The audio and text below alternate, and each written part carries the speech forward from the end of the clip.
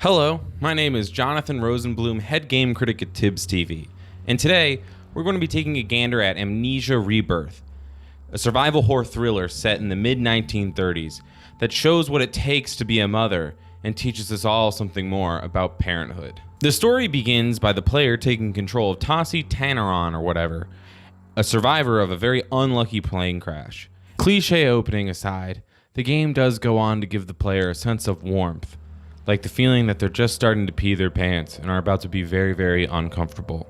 The player character Tracy has amnesia, and as you slowly unravel bits and pieces about the story, you'll find out that Tracy is with child.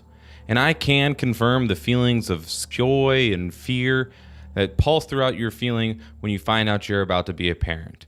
The fact that you've created life, something so fragile that it can all be taken away in a terrible accident at a cereal factory. Nevertheless, Tracy breaks the Mary Sue mold and carries her and her new cell mass all the way to the closest nearby shelter, which looks like Gary, Indiana, in a desert. Upon entering one of Gary's dilapidated buildings, the player will notice that they're being stalked by a monster that looks like a cross between Spawn and a heavily used fleshlight. The gameplay loop is simple. You keep your insanity up by staying in the light, the ghoul is attracted to the light, and the ghoul, upon sight, decreases your sanity, so you have to kind of balance between being in the dark and in the light, and not being seen by the ghoul and not being able to attack, and it all amounts in a very fucking hard game. Completing the story and solving puzzles is also a way of keeping your sanity up, but these tasks are extremely mentally draining, like becoming the head coach of a soccer team, even though you don't like soccer and your kid is obese. I liked Amnesia, but it's not a game I would describe as fun. I wasn't having fun when I was shitting my pants and facing puzzles so hard they made me want to recount my chromosomes.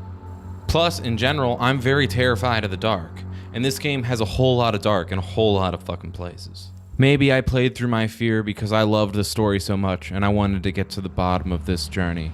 And when I'm out there doing the best for my fake child, I feel like I'm fake doing good for the world. Amnesia is refreshing to play because games nowadays encourage you to be a dick.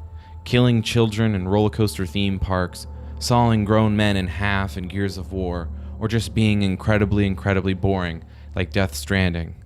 All in all, Amnesia is built around a creative fear system, has fun puzzles, and a decent enough storyline to keep you enthused to the end, and really give the player a feeling of pride and accomplishment as they unlock new pieces of the story. With the game standard here at Tibbs TV, I'm Jonathan Rosenblum.